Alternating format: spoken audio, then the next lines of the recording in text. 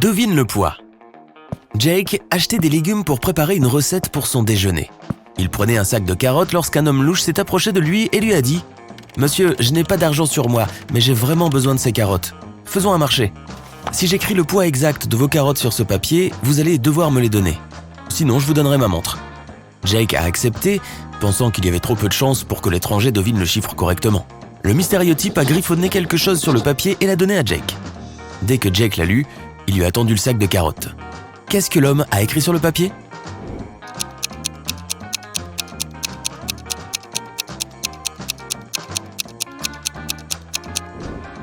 Le poids exact de vos carottes, comme il l'avait dit. Va-t-il gagner le jeu ? Mark faisait un tour dans un nouveau magasin de jouets dans son quartier. Ce jour-là, des membres du personnel donnaient des jeux gratuits si les clients répondaient correctement à leurs questions. Mark a fait la queue et a attendu avec impatience de voir s'il allait obtenir le jeu de société qu'il voulait. Quand son tour est arrivé, le membre du personnel a dit « Qu'est-ce qui a 6 visages mais ne porte pas de maquillage, a 21 yeux mais ne voit pas ?» Mark a été soulagé lorsqu'il a entendu l'énigme et dès qu'il a répondu, il a pu obtenir son jeu. Quelle a été sa réponse ?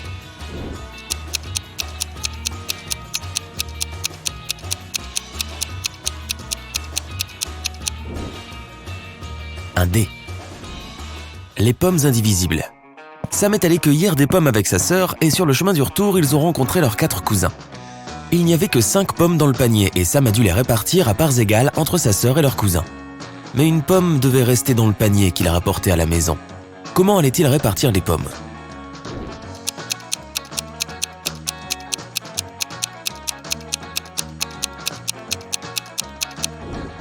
Il allait donner 4 pommes à ses cousins et en laisser une dans le panier pour sa sœur et rentrer à la maison avec elle. Le nouveau magasin. Suzy, l'amie de John, a ouvert un nouveau magasin et elle a trouvé une nouvelle méthode pour fixer le prix de ses articles. Une cravate coûte 35 $, une ceinture 40 $, un béret 25 $ et un blazer 30 $. Avec cette méthode, combien coûterait un sac à main ?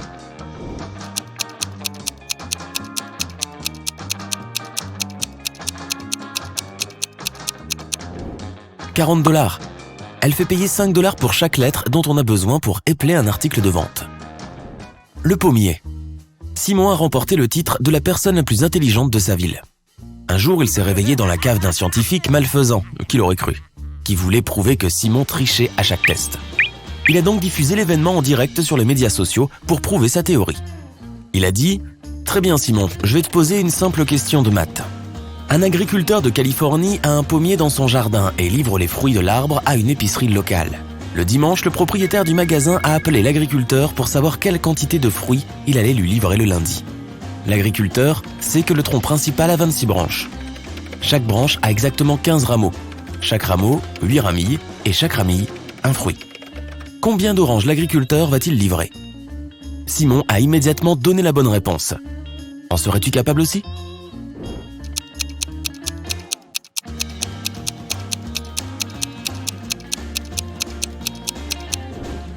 Aucune, répondit Simon.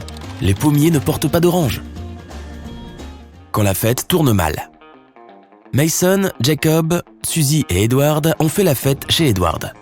Le lendemain, Edward s'est retrouvé inconscient et aucun des 3 amis ne sait ce qui lui est arrivé. Lorsque la police s'est présentée, elle a trouvé une note à côté de l'agenda de Edward. On y lit 3, 4, 9, 10, 11. Immédiatement, le détective a su qui était coupable. Et toi ?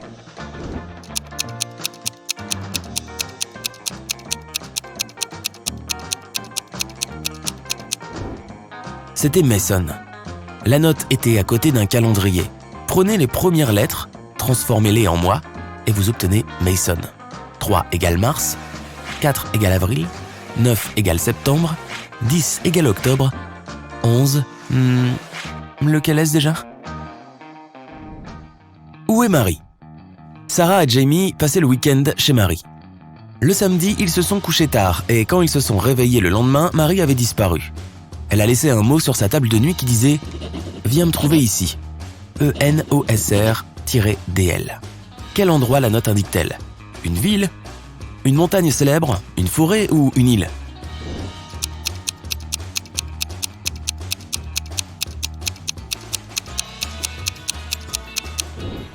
Une ville. Si tu mélanges les lettres, on lit Londres.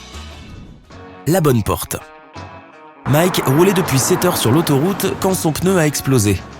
Il a appelé à l'aide et on lui a dit que cette réparation lui coûterait 200 $. Il était en colère parce qu'il avait soif, faim et n'avait pas d'argent. Devant lui, toujours assis dans la voiture, 3 portes sont apparues, chacune avec des signes au-dessus indiquant où elle menait. La première ouvre sur une salle pleine de nourriture.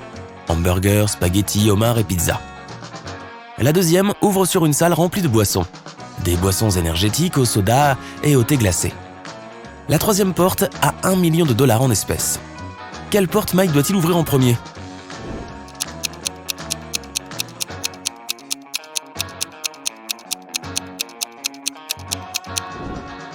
La porte de sa voiture. Ha ! Qui a pris la voiture ? Monsieur Ronald est rentré chez lui après 3 semaines de vacances et a constaté que sa voiture avait disparu. Il a laissé 3 de ses employés chez lui pour s'occuper de la maison, mais aucun d'entre eux n'était là quand il est revenu. Pour les prendre au dépourvu, Monsieur Ronald a appelé chacun d'eux par vidéo. Sean a dit qu'il était dans le bus pour rentrer chez lui après une longue nuit dehors. George a dit qu'il se rendait à l'école pour sa conférence, mais qu'il pouvait passer pour l'aider à trouver sa voiture.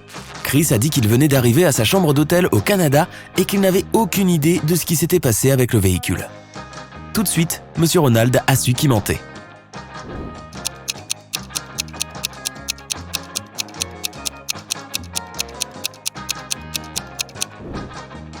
C'était Chris.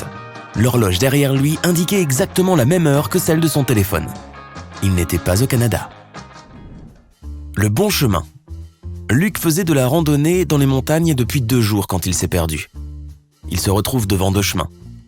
L'un mène à une ville voisine et l'autre le perdra à jamais. Il y a là 2 jumelles qui savent quel chemin mène à la ville. Luc ne peut leur poser qu'une seule question, mais il y a un autre piège. L'une des filles ment toujours, l'autre dit toujours la vérité. Et Luc ne sait pas laquelle dit la vérité. 25 minutes plus tard, Luc arrive à la ville voisine. Qu'a-t-il demandé aux filles ?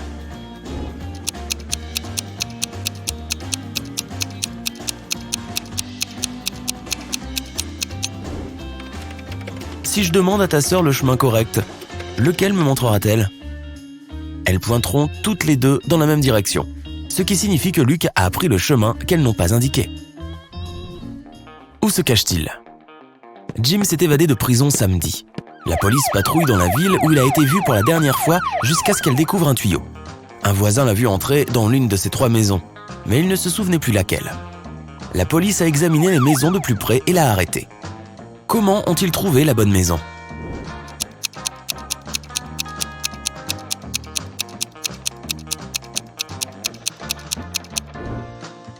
C'est la dernière sur la droite.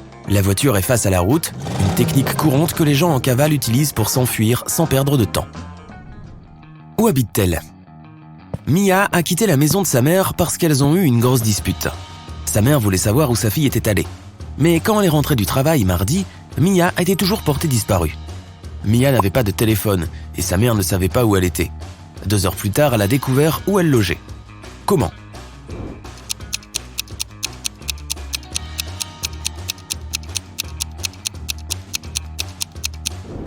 Elle a composé le dernier numéro du téléphone et a dit à la personne de l'autre côté qu'elle avait gagné au loto. Elle lui a dit qu'elle avait besoin de son nom et de son adresse pour lui remettre le prix. Quelle est la bonne porte ?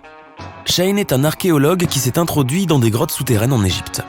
Quand les gardes l'ont repéré, ils se sont mis à le poursuivre. Il a couru vite et est tombé sur... Oh, devinez quoi ? 3 portes. Derrière la première, il y avait 4 crocodiles agressifs. Derrière la deuxième, il y avait une bombe qui allait exploser dans 5 minutes. Et derrière la troisième se trouvait un étang sale rempli de bactéries et de parasites. Quelle porte doit-il choisir ?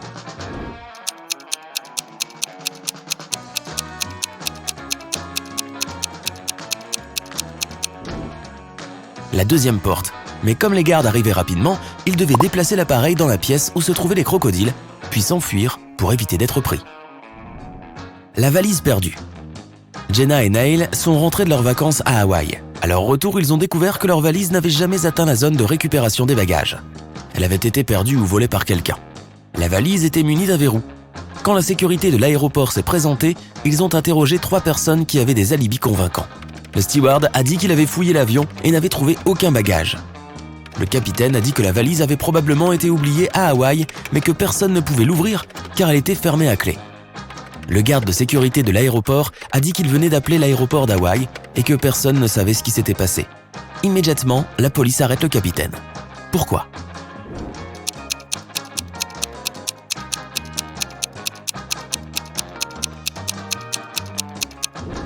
Il savait que la valise était fermée à clé, mais personne ne le lui a dit. L'effraction. L'appartement de Suzanne a été cambriolé la veille d'Halloween. Lorsqu'elle est rentrée du travail et a vu le désordre, elle a appelé la police. La porte ne présentait aucun signe d'effraction, juste une fenêtre ouverte. Les inspecteurs ont interrogé 3 de ses voisins. Madame Ruth était en train de tricoter une paire de gants pour son arrière-petite-fille. Michael a dit qu'il avait travaillé 14 heures la veille et qu'il avait dormi toute la journée. Denis a dit qu'il s'était cassé la jambe et qu'il n'avait pas quitté sa maison pendant 3 semaines. La police a immédiatement su qui était coupable.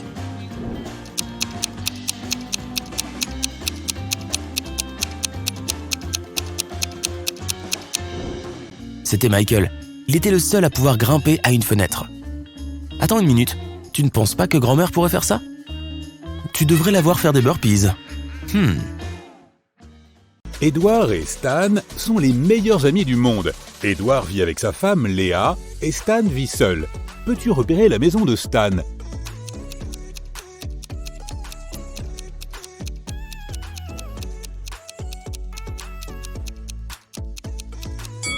Il y a un mot d'amour sur le réfrigérateur de la cuisine de droite. Stan vit donc dans la maison de gauche. Edward est furieux parce que Léa a nettoyé son bureau sans sa permission. Peux-tu repérer 5 changements ?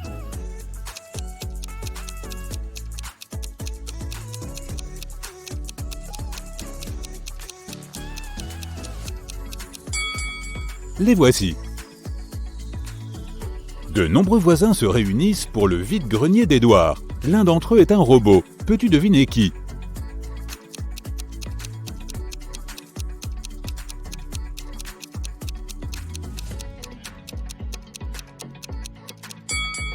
C'est cet homme. Stan visite une aire de restauration et y trouve 2 boulangeries similaires. Peux-tu trouver 5 différences entre elles ?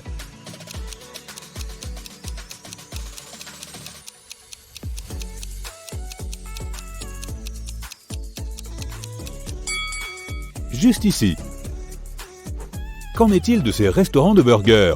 Peux-tu trouver 10 différences ?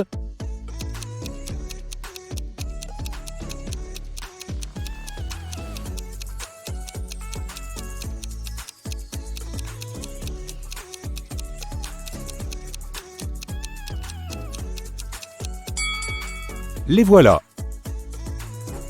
Peux-tu repérer une erreur dans ce menu ?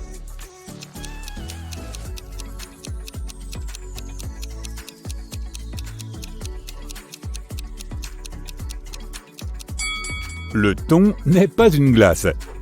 Qu'en est-il du menu de ce café ? Y a-t-il des erreurs ?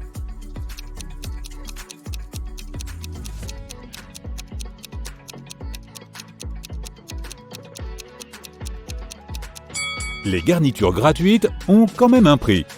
Stan travaille dans une agence qui mène des enquêtes ultra secrètes. Il recherche des personnes dotées de super pouvoirs à travers toute la planète. Un jour, un utilisateur anonyme s'introduit dans le système de l'entreprise où toutes les données sont stockées. Stan isole 3 suspects capables de commettre une telle infraction et les interroge. Il ne pose qu'une seule question. Qu'avez-vous réussi à découvrir lorsque vous avez volé les données ? Billy répond « Cela fait 15 ans que je n'ai pas commis ce genre de crime. Je ne veux pas retourner en prison. » Anna dit « J'allais voler vos données, mais j'ai changé d'avis. » Vous n'aviez aucune information précieuse. Personne ne croit aux super-héros. Et Liam répond « Mon pote, si j'avais commis un tel crime, j'aurais pensé à couvrir mes traces. » Qui ment ?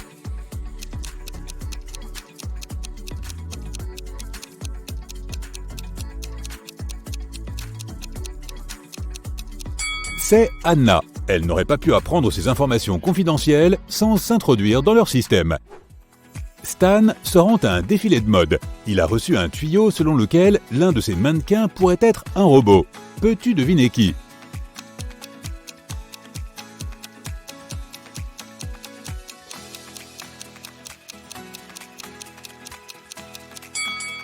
C'est la deuxième dame. Elle a une prise USB dans le cou.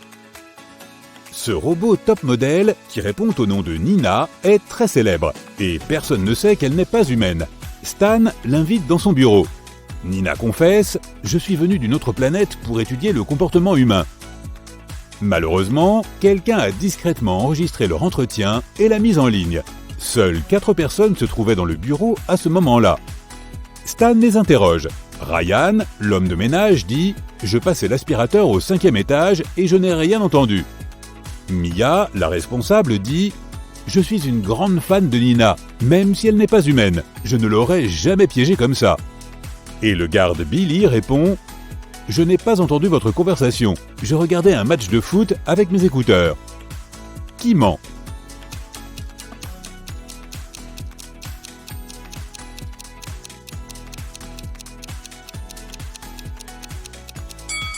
C'est Ryan. Leur bureau est un bâtiment de 4 étages. Nina invite Stan à dîner. Elle vit dans une grande maison ronde avec une bonne, un majordome et une jardinière. Nina se rend dans sa chambre pour se changer. Soudain, Stan l'entend crier et accourt vers elle. « Oh non, quelqu'un a forcé mon coffre-fort et a dérobé mon collier de diamants. » Stan interroge le personnel. Le majordome dit qu'il était en train d'organiser la bibliothèque. La femme de ménage dit qu'elle faisait la poussière dans les coins. Et la jardinière dit qu'elle arrosait les fleurs. Qui ment?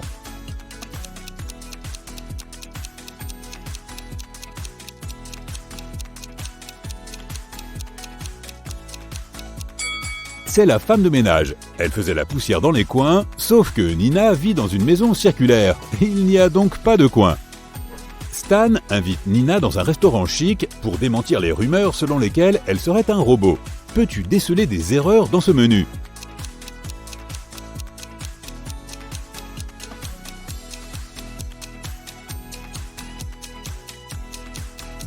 On a confondu la grenadine avec de la viande. Un serveur apporte leur commande. Stan quitte la table pour se laver les mains et revient 2 minutes plus tard. Peux-tu repérer 5 changements?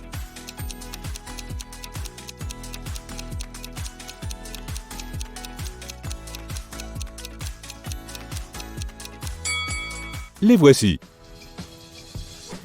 Nina glisse et tombe au sol. Elle doit maintenant remplacer au plus vite un composant cassé dans son corps. Stan l'emmène dans un laboratoire secret. Ils doivent entrer un code à 3 chiffres pour en ouvrir la porte. Ils commencent à chercher des indices et remarquent des indications écrites sur le mur. Mais le dernier chiffre est effacé. Peux-tu les aider à trouver le code?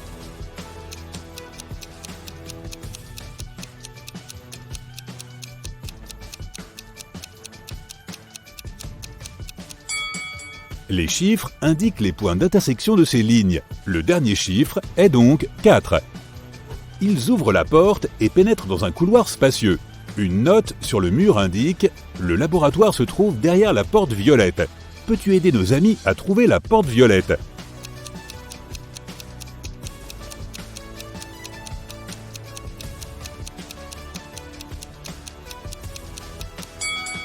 La première porte est en bois, mais elle comporte une inscription et une flèche indiquant que la porte violette se trouve sur la droite.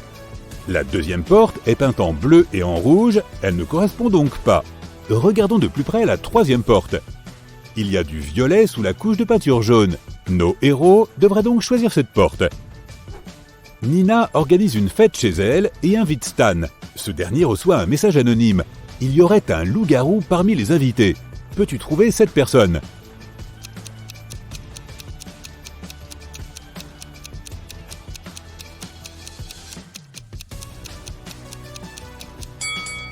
La première dame a des ongles très longs et le deuxième type a une grosse barbe, mais cela ne prouve rien.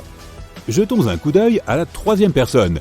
Elle essaie de cacher ses yeux de loup jaune et scintillant sous ses lunettes de soleil fantaisie. Dans la cuisine, Stan rencontre 3 chefs qui préparent de délicieux repas. L'un d'entre eux est un dangereux criminel. Peux-tu deviner qui ?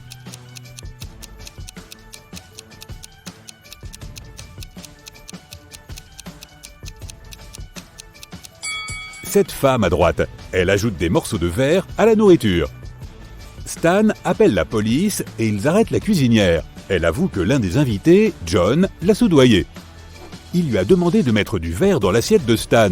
Mais il y a 3 John différents dans cette fête. Le policier ne leur pose qu'une seule question. Comment connaissez-vous Stan ? John 1 répond « Je suis milliardaire. Je ne répondrai pas à un interrogatoire sans mon avocat. » John 2 dit « Je suis seulement venu ici pour voir Nina parce que j'ai le béguin pour elle. Je n'ai jamais vu Stan avant. » Et John 3 dit « Stan et moi sommes allés à la même fac. Je ne l'ai pas vu depuis longtemps. Mais aujourd'hui, nous nous sommes croisés par hasard. » Qui ment ?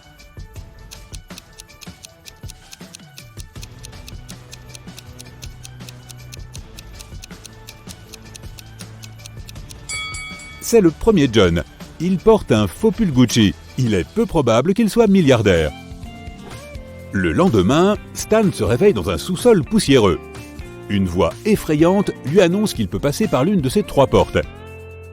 Derrière la première, il y a un bassin rempli de crocodiles. Une jungle pleine de bêtes féroces l'attend derrière la deuxième porte. Et il y a une gigantesque baleine bleue derrière la troisième. Elle peut facilement engloutir un être humain adulte. Quelle porte est la plus sûre ?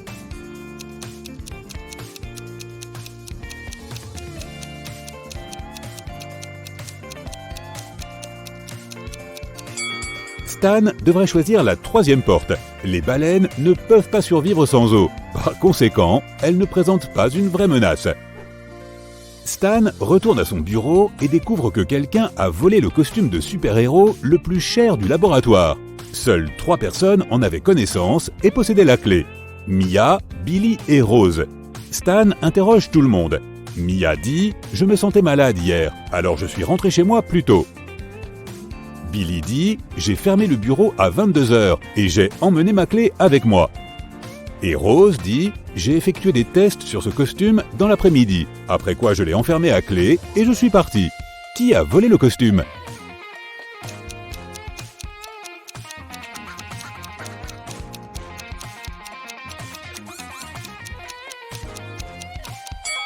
C'est Mia. Elle porte un costume de super-héros sous ses habits. Stan propose un marché à Mia. Si j'inscris ton poids exact sur un bout de papier, tu me rendras le costume. Mia accepte et donne à Stan un bout de papier et un stylo. Après 1 minute, elle restitue le costume. Comment Stan a-t-il fait ?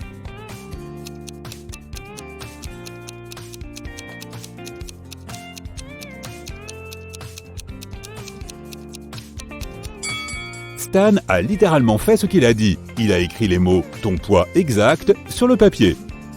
Stan doit trouver de nouveaux investisseurs pour son agence. Pour cela, il rencontre 3 personnes et chacune d'entre elles propose un marché à Stan. Mallory dit « J'avais des super pouvoirs uniques quand j'étais petite, mais je ne les ai pas développés. Maintenant que je suis vieille et riche, je veux investir dans votre laboratoire pour aider les gens comme moi. » Sherry dit « Mes parents m'ont laissé des milliards de dollars. Je veux investir dans des projets avant-gardistes. » Et Alfred déclare « Écoutez, je peux vous aider à développer votre agence. Mais je veux être actionnaire majoritaire et embaucher mon propre personnel. » L'un d'eux ment. Peux-tu deviner qui ?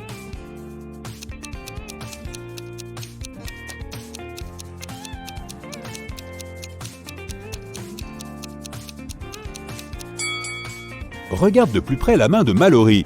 C'est un robot. Son histoire est donc un mensonge, car les robots ne vieillissent pas. Es-tu prêt pour une nouvelle aventure de détective ? Alors boucle ta ceinture et c'est parti. Marie se promène dans le parc lorsqu'elle aperçoit un chaton affamé.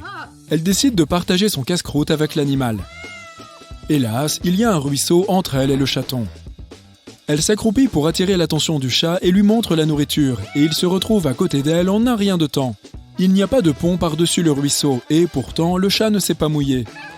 Comment est-ce possible ?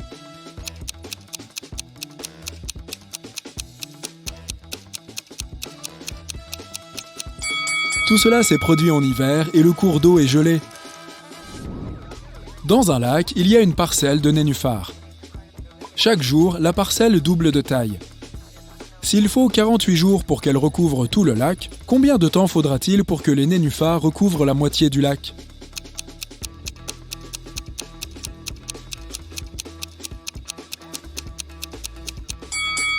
La parcelle double de taille chaque jour, ainsi au 47e jour, elle sera 2 fois plus petite qu'au 48e. Kevin avait faim. Il a trouvé un bon restaurant qui servait des hamburgers et en a commandé un. Après que la serveuse lui ait apporté sa commande, Kevin se rend aux toilettes pour se laver les mains. Mais quand il revient, son hamburger a disparu. Il regarde autour de lui et comprend qui lui a pris son déjeuner. Peux-tu trouver la solution ?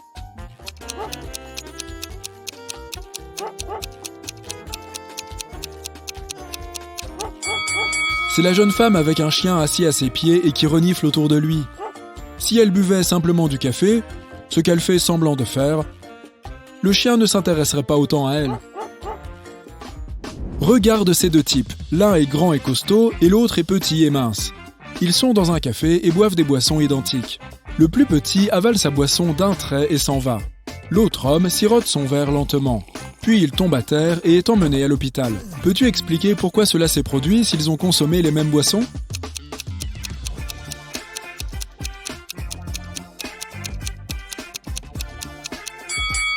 Les boissons contenaient des glaçons empoisonnés. L'homme qui a savouré sa boisson a donné à ces glaçons le temps de fondre et de libérer leur poison, tandis que ce n'est pas le cas de l'autre homme. Un puissant émir a dit à ses deux fils qu'ils devraient disputer une course de chameaux jusqu'à une ville lointaine pour décider de qui hériterait de sa fortune. C'est celui dont le chameau arriverait en dernier qui remporterait l'épreuve. Après avoir erré sans but pendant des jours, les deux frères ont demandé conseil à un homme sage. Après avoir entendu son avis, ils ont sauté sur leur chameau et ont galopé aussi vite que possible jusqu'à leur destination. Que leur a dit cet homme ?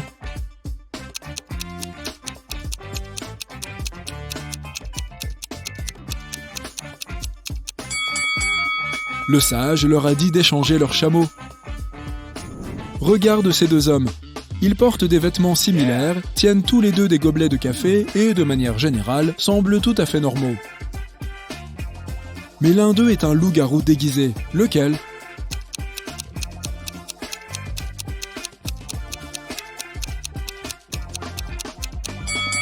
Regarde le type à droite. Il y a des marques étranges sur le bord de son gobelet. Ont-elles été laissées par des crocs ? De plus, ses pupilles sont un peu allongées. Et il y a une empreinte de loup sur le sac qu'il tient. S'agit-il d'un magasin spécial pour les loups-garous ? Un riche entrepreneur a disparu de son bureau. La seule chose qu'il ait laissée derrière lui est une note avec les chiffres 6, 4, 9, 10 et 11, ainsi qu'un calendrier. La police a 5 suspects, tous des connaissances de l'homme d'affaires. James, Kevin, Carol, Jason et Laura. Qui sait quelque chose sur la disparition de notre homme ?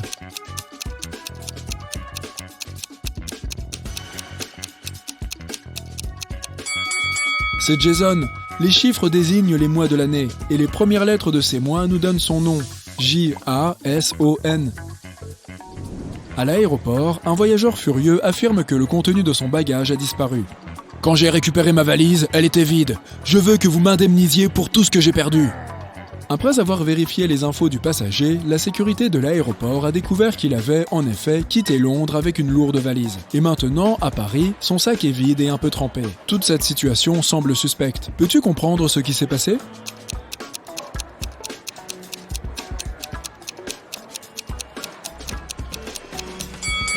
Le passager a quitté Londres avec une valise pleine de glace. Pendant le vol, la glace a fondu et l'homme comptait obtenir un dédommagement pour ses affaires perdues. Mathieu a acheté un nouveau smartphone et un étui pour aller avec. Il a payé 510 €. L'appareil a coûté 500 € de plus que l'étui. Combien Mathieu a-t-il payé pour le téléphone ?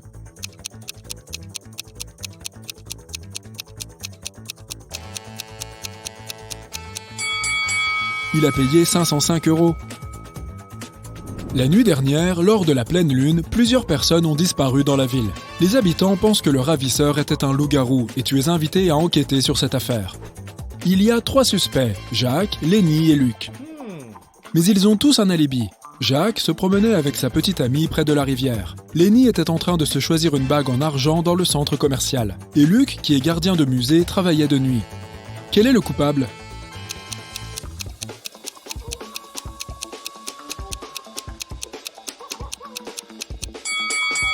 Jacques se promenait sous la pleine lune et ne s'est pas transformé en loup-garou. Lenny n'avait pas peur de porter des bagues en argent. Le loup-garou et kidnappeur potentiel est donc probablement Luc. Johnny, l'assistant de l'inspecteur Black, est arrivé en retard au travail. Lorsqu'il arrive, il raconte à son patron l'histoire suivante. « Je roulais sur l'autoroute quand j'ai vu un homme inconscient allongé sur le côté gauche de la route. Je l'ai pris en charge et l'ai emmené à l'hôpital le plus proche. Finalement, il a retrouvé ses esprits. Il m'a dit qu'il avait été poussé hors d'un véhicule en marche. Mais le sac contenant tout son argent et ses documents était resté à l'intérieur. Curieusement, l'inspecteur Black dit à Johnny que l'homme lui a menti. Comment s'en est-il rendu compte ?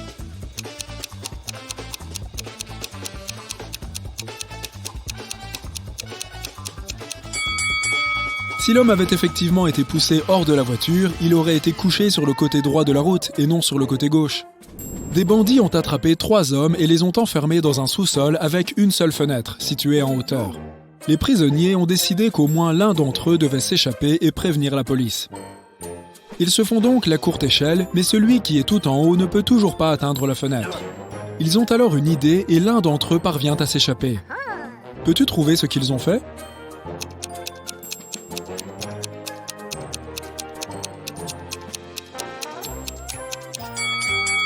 Le plus grand d'entre eux a grimpé tout en haut, et comme proportionnellement cet homme a aussi les bras les plus longs, il a réussi à atteindre la fenêtre. Tu te trouves dans une pièce sans fenêtre. Il y a 3 portes qui mènent à l'extérieur. Soudain, un grand écran s'allume sur le mur. Tu lis. Derrière chacune de ces portes se trouve un danger. La première porte mène à un désert ardent. Quelques pas et tu seras brûlé par le soleil. Derrière la deuxième porte, il y a un alligator affamé qui n'a pas mangé depuis 1 an. Et la troisième porte donne sur un bassin rempli d'eau glacée. Pour regagner ta liberté, tu devras le traverser à la nage. Quelle porte dois-tu choisir pour survivre ?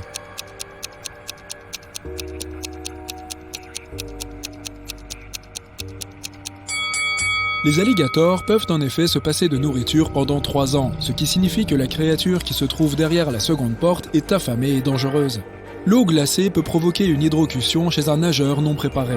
C'est pourquoi tu devrais choisir la première porte. Il ne te reste plus qu'à attendre que le soleil se couche et à traverser le désert. James entre dans un bistrot pour boire un café, mais lorsque la serveuse lui apporte sa tasse, il voit qu'une mouche barbote à l'intérieur. Il rappelle la serveuse et lui demande de lui apporter un autre café. Elle s'exécute, mais lorsque James en boit une gorgée, il se met en colère et demande à parler au patron.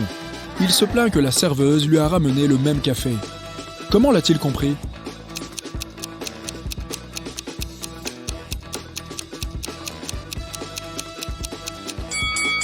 Le nouveau café était déjà sucré, car James avait déjà mis du sucre dans sa première tasse avant d'y trouver une mouche. Alice pratique l'alpinisme. Elle se prépare pour une expédition au sommet de l'Everest. Vois-tu des objets qui n'ont rien à faire dans sa valise ?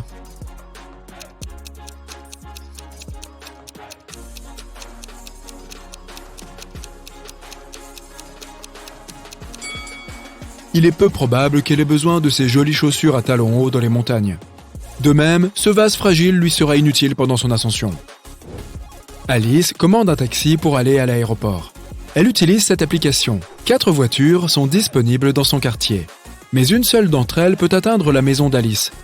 Sais-tu laquelle ?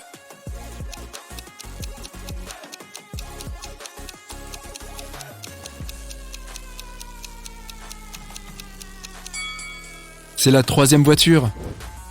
Alice arrive à l'aéroport. Elle regarde son billet avec attention et s'évanouit. Sauras-tu deviner pourquoi ?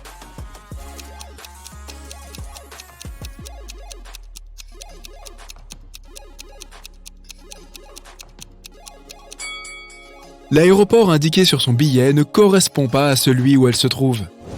Alice doit se rendre au bon aéroport le plus rapidement possible. Ses 2 chauffeurs souhaitent l'y emmener. Sais-tu qui arrivera le plus vite à destination ?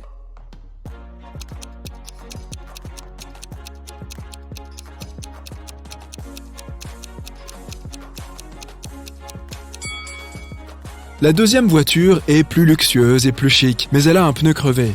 Par conséquent, Alice ferait bien de choisir le premier chauffeur.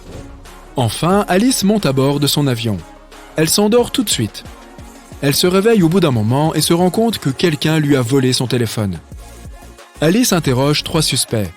Bill répond « Je regardais un film, je n'ai pas fait attention à ce qui se passait autour de moi, désolé. » Kevin dit « Je dormais moi aussi, je viens de me réveiller. » Et Sheila dit « J'ai peur en avion, alors j'écoutais de la musique apaisante, les yeux fermés. » Peux-tu deviner qui a volé le téléphone d'Alice ?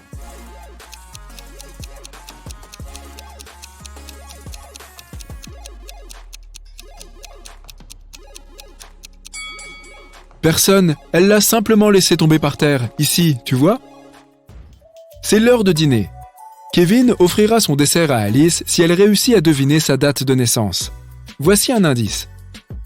Avant-hier, Kevin avait 22 ans et l'année prochaine, il aura 25 ans. Peux-tu aider Alice à résoudre ce mystère ?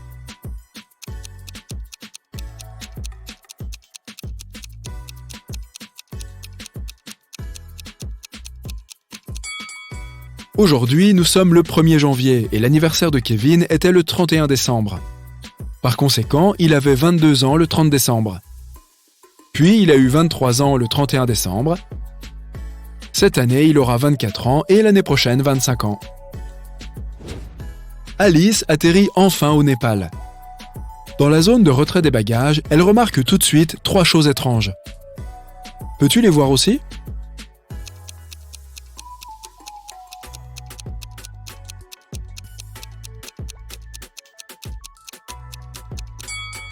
Il y a un chien dans cette valise.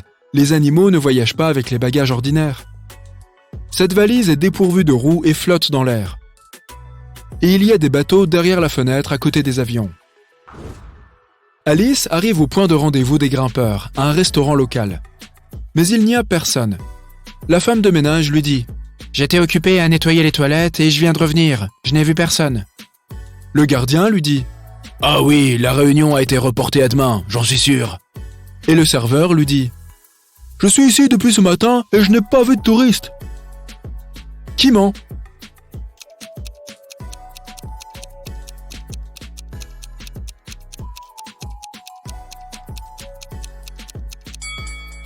Le gardien, tu vois cet écriteau ?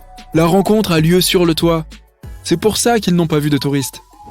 En se rendant sur le toit, Alice voit une femme en train de nettoyer une fenêtre au 10e étage. Soudain, elle glisse et tombe. Elle n'a pas d'équipement de sécurité et rien pour amortir sa chute. Mais pourtant, elle n'est pas blessée. Comment est-ce possible ?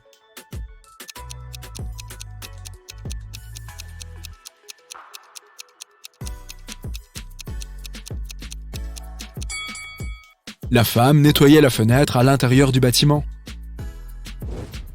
Enfin, Alice retrouve son groupe de grimpeurs. Mais l'une de ces personnes est un imposteur. Peux-tu deviner qui ?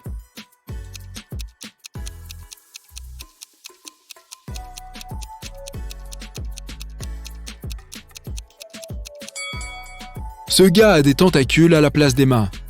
Il n'est pas né sur cette planète, c'est certain. Alice part en expédition avec son groupe. Elle s'arrête pour prendre des photos et se perd.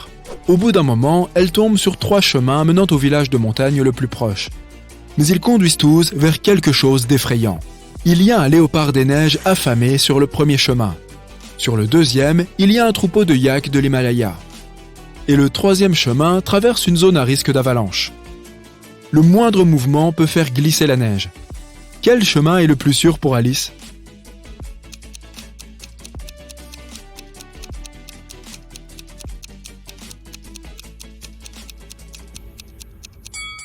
C'est le 2e chemin qu'elle doit choisir. Bien que ces yaks fassent un peu peur, ils sont en fait de gentils herbivores. Alice s'installe dans l'auberge du village. Elle laisse ses sacs dans la chambre et va visiter les sites. Quelque temps plus tard, elle revient et découvre que quelqu'un lui a volé son passeport. Alice appelle le shérif qui interroge 4 suspects. Le gérant de l'auberge déclare « Je m'occupais d'un groupe de touristes qui vient d'arriver. Je n'ai pas remarqué de voleur. » Le propriétaire, quant à lui, affirme « Je me suis occupé des toilettes bouchées toute la journée. » Le jardinier dit « Je ne suis pas rentré dans l'auberge. J'arrosais les roses dans le jardin. » Et l'agent d'entretien dit « J'étais en train de nourrir les poissons dans le hall d'entrée. Je n'ai rien remarqué de suspect. » Qui ment ?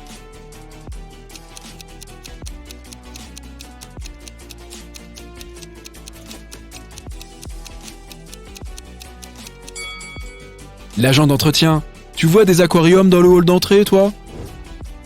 Alice se rend au restaurant du coin. Le cuisinier lui propose de choisir entre 3 repas.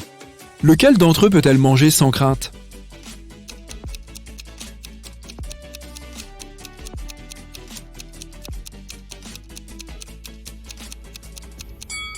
Il y a un verre dans ces nouilles instantanées. Et il y a trop de mouches autour de ce plat de riz. Il n'est probablement pas très frais. Alice doit donc choisir le sandwich.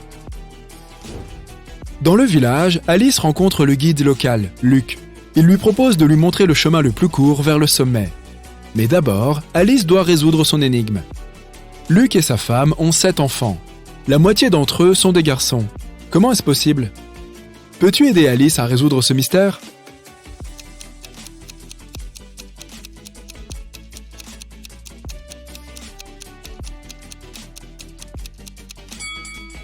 Ce sont tous des garçons. Luc et Alice commencent l'ascension. En chemin, ils proposent à Alice d'aller visiter des grottes magiques. Alice accepte, mais elle finit par se perdre dans l'une des grottes. Elle erre un moment et trouve 3 tunnels. Le premier débouche directement sur le soleil. Dans le deuxième tunnel, il y a un coffre contenant une pierre magique. Cette pierre précieuse ensorcelle tous ceux qui la voient. Et enfin, il y a des scorpions venimeux dans le 3e tunnel. Quel chemin Alice doit-elle choisir pour survivre?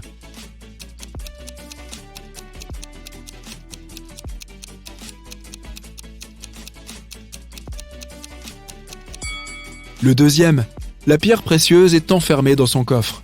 Alice peut donc simplement passer à côté. Alice doit traverser ce marais empoisonné pour continuer son voyage. La seule façon de le faire est de sauter d'une pierre à l'autre. Peux-tu l'aider à choisir la dernière pierre judicieusement?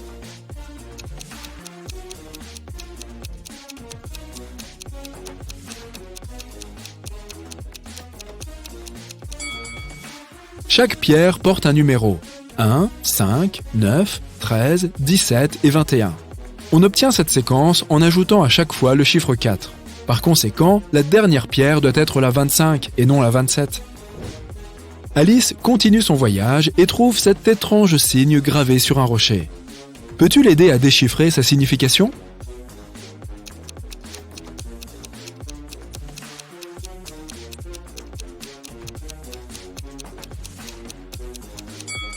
La flèche est tournée vers la droite. Ce message est inversé. Dans un miroir, le mot Thémos devient sommet et la flèche pointe vers la gauche. Maintenant, Alice connaît la bonne direction.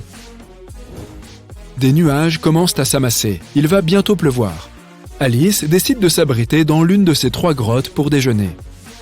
Peux-tu l'aider à choisir l'endroit le plus sûr?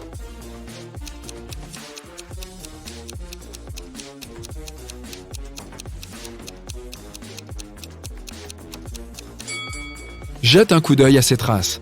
Il y a probablement une famille d'ours dans la première grotte. Les mamans ours peuvent être dangereuses lorsqu'il s'agit de protéger leurs petits. Quant à la deuxième grotte, il est évident qu'un être humain y est entré et en est ressorti, ce qui est plutôt encourageant. Maintenant, voyons la 3e grotte. Un humain y est entré mais n'en est jamais ressorti. Par conséquent, Alice devrait choisir la 2e grotte. Enfin, Alice atteint le sommet de la montagne.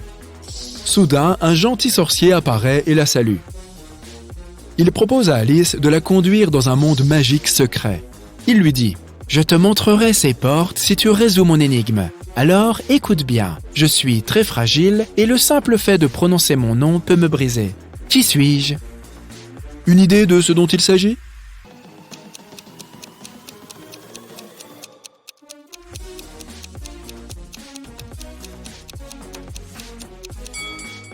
La réponse est le silence. Le sorcier montre les portes à Alice. Il y en a 3, mais une seule d'entre elles mène au monde magique. Peux-tu aider notre ami à résoudre le mystère?